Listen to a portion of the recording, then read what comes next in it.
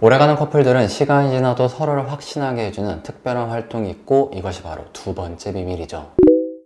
두 번째로, 즐거운 것보다는 흥분되는 것입니다. 우리 인간관계는 기본적으로 이득관계로 움직여요. 나한테 도움이 되는 사람이라면 가까이 하고, 나한테 도움이 안 되고 해가 되는 사람이라면 멀리 하죠. 나는 아닌데 라고 말한다면 제가 할 말이 없지만 우리 솔직해져요. 또 연인관계라고 할지라도 예외는 아니에요. 그 사람을 만날 때 내 인생에 도움이 안 되는 것 같고 시간 낭비인 것 같다면 자연스럽게 정이 떨어질 수밖에 없어요. 그리고 그때부터 이별에 대해서 조금씩 생각할 수밖에 없고요. 도움이 안 되니까요. 그것도 아니야 라고 하면 제가 할 말이 없지만 우리 솔직해지자고요. 결국 핵심은 그 사람을 만나는 것이 계속해서 나한테 이득이 되어야 한다 라는 거거든요. 그리고 이런 이득은 앞서 말씀드린 도파민 시스템과 관련이 있어요. 볼 때마다 행복하다, 쾌감을 준다, 그것은 곧 이득이 되는 관계이니까요. 그리고 그 쾌감을 계속해서 느끼려고 우리는 그 행동을 반복하죠. 계속 만나는 이유입니다. 우리 연애 초기에는 이 도파민이 알아서 펑펑 터져줘요. 바라만 봐도 행복하고 볼 때마다 좋고 매일매일 봐도 좋죠. 하지만 계속 그랬나요? 시간이 지나면서 바뀌게 되었죠. 그래서 이 도파민이 계속 터지기 위해서는 특별한 활동을 해야 해요. 그리고 오랜 기간 행복한 연애를 하는 커플들은 이 활동을 계속해서 하였고요. 뜸을 많이 들였는데 어떤 활동이었을까요? 뜸을 한번 더 드릴게요. 문제를 통해서 알아보겠습니다. 질문: 오래된 커플 중에 어떤 행동을 한 커플들이 더욱 행복했을까? 1. 익숙하면서 즐거운 활동을 한 커플. 2. 재밌으면서도 새로운 활동을 한 커플. 3.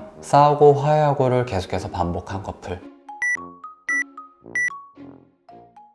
답은 뭘까요? 네, 답은 2번.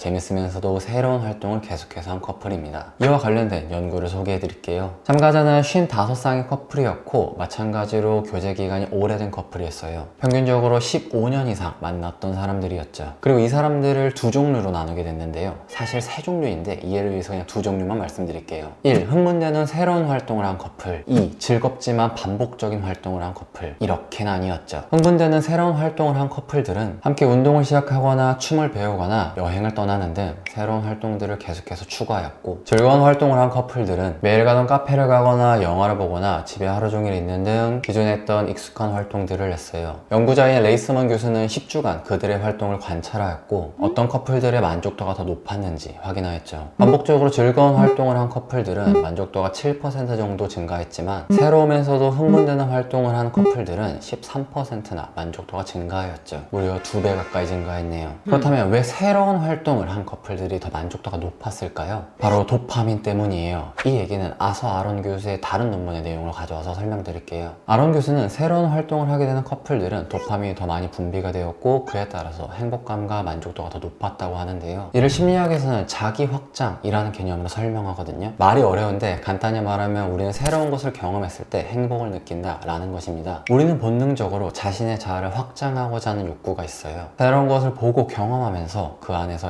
희열을 느끼고 그 행동을 계속해서 반복하려고 하죠. 그리고 이는 주로 관계 속에서 발생하고 연애에서도 마찬가지로 적용이 됩니다. 연애라는 것은 어떻게 보면 가장 중요한 관계 중에 하나잖아요. 그렇게 새로운 사람을 만나서 연애를 하는 것은 자신의 세상을 더 넓은 세상을 확장하는 것을 의미해요. 연애하면서 다들 이 사람을 만나면서 내가 좀 더 성장하는구나 라는 생각 느낀 적 있죠? 이런 느낌이 바로 자기 확장의 개념이에요. 하지만 연애 기간이 길어지면서 이 자기 확장은 계속해서 떨어질 수밖에 없는데요. 더 이상 새로운 느낌이 들지 않기 때문에 나의 자아가 확장된다 라는 개념이 덜해지는 거죠. 하지만 이때 새로운 활동에 대해서 계속해서 도전하게 되면은 이 자기 확장이 멈추지 않고 계속해서 발생하게 돼요. 같은 사람이라 할지라도 내가 그 사람과 함께 새로운 것을 도전하게 된다면, 이 사람과 함께 있으면 배울 점이 참 많은 것 같아, 이 사람은 나의 부족한 부분을 채워주는 사람인 것 같아 와 같은 느낌이 들면서 계속해서 행복할 수 있다는 거죠. 그리고 이게 바로 앞서 말씀드렸던 인간관계에서 이득이라고 불리는 부분이에요. 관계에서 이득이라는 것은 금전적인 부분보다는 사실 이런 정서적인 이득이 좀 더 중요할 수 있어요. 이렇게 자기 확장을 계속해서 경험해주는 사람은 일종의 이득이라고 느끼기 때문에 교제 기간이 오래되어도 헤어지지 않고 더 좋아진다 라는 거죠. 즉, 내가 그 사람과 함께 새로운 것을 배우려는 태도가 연애 기간을 오래 할 수 있게 해주는, 결혼 생활을 행복할 수 있게 해주는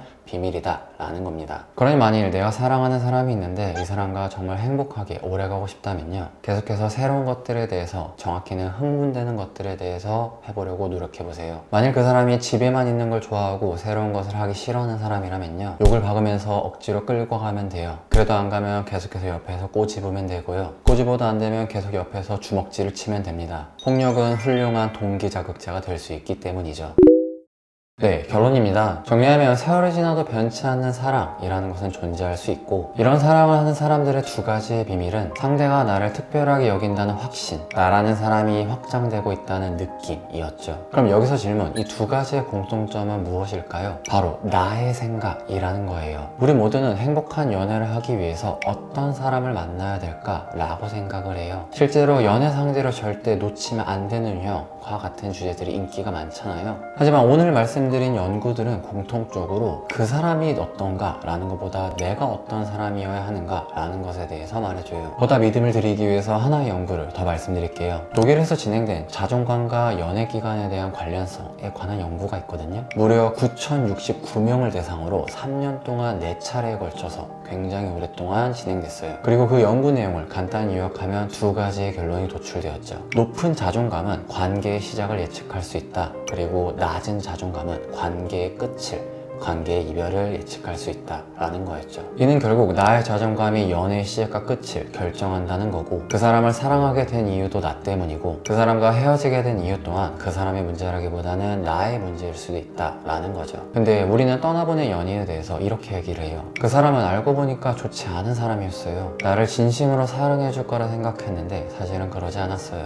하지만 그 사람과 헤어지게 된 것이 비단 그 사람만의 문제만은 아닐 수 있어요. 연애는 둘이서 하는 거거든요. 그렇게 나도 그 헤어짐에 일정 부분 책임이 있지만 그 사람에게 책임을 떠넘기는 것에 지나지 않을 수도 있죠. 저는 솔직히, 이번엔 제가 솔직히, 저는 예전에 그랬던 것 같아요. 제 과거를 떠올려 보면요. 그리고 내 연애 결말의 책임은 나야겠다 라는 말은 오히려 희망적이라고 저는 생각해요. 만일 연구들에서 연애의 지속은 상대방의 특성에 달려있다 라는 말이 나왔다면 제가 할 수 있는 부분은 아무것도 없다는 뜻이잖아요. 하지만 많은 연구에서 상대방보다는 내가 연애의 지속에서 중요한 요인이다 라고 말해주고 있어요.